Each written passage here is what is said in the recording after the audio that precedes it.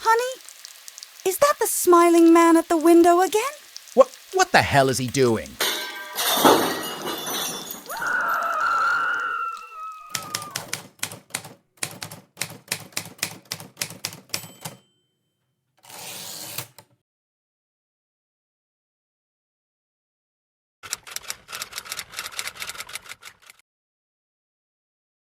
Tucked away in a sleepy corner of Maplewood, Oregon, my life was a predictable melody of quiet mornings and bustling afternoons.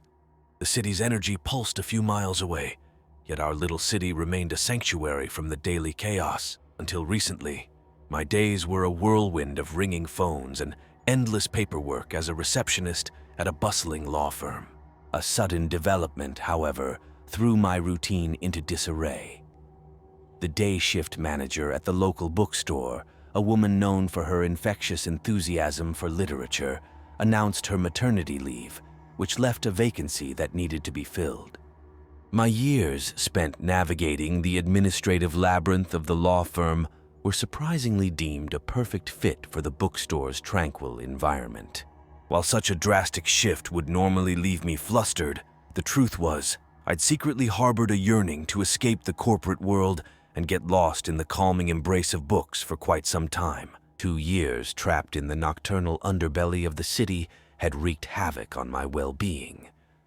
Fall and winter became seasons of perpetual twilight, with the sun a distant memory behind the fluorescent glow of the diner where I spent my waking hours. Weekends were desolate stretches of solitude, devoid of human connection under the harsh glare of artificial light. It was a slow erosion, a constant battle against my body's natural rhythms. So, the chance to switch to a daytime schedule felt like a lifeline thrown across a vast ocean. The initial adjustment was a brutal tug-of-war with my internal clock. Thankfully, a 2-day buffer existed between my final shift and the first ray of sunshine at my new job. This buffer zone offered a sliver of hope for a smoother transition. However, there was no magic formula to condense a complete reversal of my sleep schedule into a mere 48 hours. I made the desperate gamble of staying awake all day after my last shift, hoping to force my body to surrender to sleep at a decent hour that night. Pulling into my driveway at dawn after a greasy breakfast burrito from a late-night taco stand, I felt a sliver of normalcy returning to my life. Stepping out of the car, I noticed a man across the street I hadn't seen before. He was perched on the porch, a couple of mail envelopes clutched in his hand. An unsettling grin stretched impossibly wide across his face, a stark contrast to the pre-dawn gloom. He seemed far too awake and enthusiastic considering how early it was. A family of 5 lived in the house across the street, but I figured that the previous family had finally moved out, and this smiling stranger was the new resident, or maybe he was a friend or relative, house-sitting while they were away on vacation or something. As I fumbled with my house keys, his grin widened, and he gave a boisterous wave, a gesture that felt more like a challenge than a greeting. I plastered a forced smile on my face. After a few strained greetings, I retreated inside, my skin prickling with a strange unease. Fueling up with a cold drink and yesterday's dinner, I flicked on the TV, hoping the noise and stimulation would keep me alert. Unfortunately, even the TV couldn't completely banish the exhaustion clinging to me. My eyelids grew heavy as I scrolled through a newsfeed on my phone. Just as the telltale signs of a nap about to invade my living room were setting in, I jolted upright, forcing myself to move. A peek out the window revealed the first blush of dawn painting the sky a delicate rose. My attention was abruptly drawn back to my neighbor.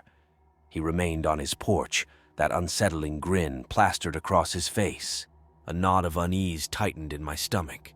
It wasn't the social awkwardness of being caught staring, but a deeper, more primal sense of disquiet, like I'd witnessed something I shouldn't have, something that hinted at a darkness lurking beneath the surface. I offered a weak wave and a strained smile, completely embarrassed that I had just been caught staring at him through my window. My neighbor, his grin unwavering, waved back, then stood frozen, his gaze locked on me through my bedroom window, a shiver running down my spine. Unnerved by the encounter, I retreated further into the house, pulling the curtains shut. The interaction had left a foul taste in my mouth, casting a shadow over my hopeful transition to a life bathed in sunlight. Watching one of my favorite movies, Terminator 2: Judgment Day, helped me stay awake for the rest of the day. By 8 p.m., I was collapsing into bed, exhausted but hopeful. Thankfully, waking up at a respectable 5 a.m., the next day felt manageable. As I threw on a sweater and headed for my car, a prickling sensation crawled up my spine. Turning around, I saw him. There, on the porch across the street, stood the man with the unsettling grin.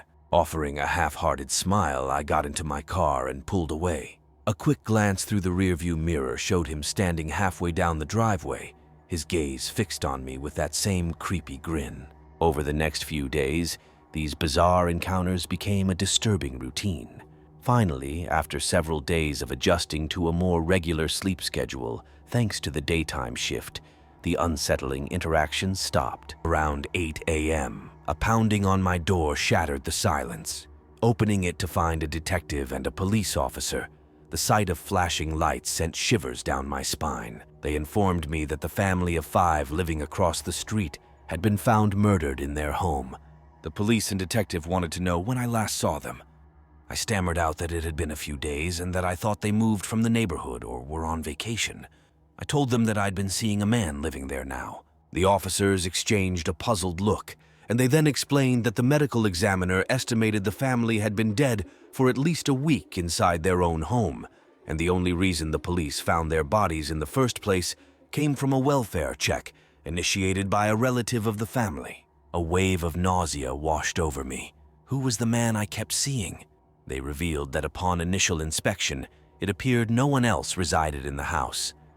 After questioning, they left, leaving me with a gnawing sense of unease. I never really spoke with the man, only his unsettling grin. The man was no longer living in the house across the street, which then made a horrifying kind of sense. The man I had been seeing must have murdered the family and had been pretending to live there, while the bodies of the family were rotting away inside. And after a while, the man must have just moved on from the house and left. I have no way to prove this, but logic screams a horrifying truth. The man wasn't a neighbor, a relative, or a friend. He was the only other person I ever saw at that house. Yesterday should have brought closure, but the guilt of not knowing more gnawed at me. The police investigation seemed to be at a standstill.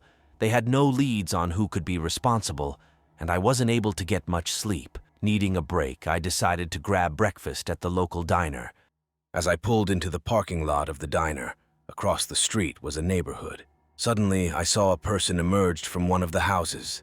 I climbed out of the car, not really thinking about who I had just seen, but as I headed towards the diner door, a prickling sensation crawled up my spine.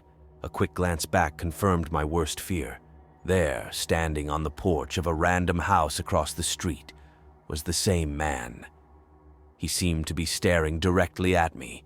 The distance was too great to make out his facial expression, but I already knew it must have been a smile.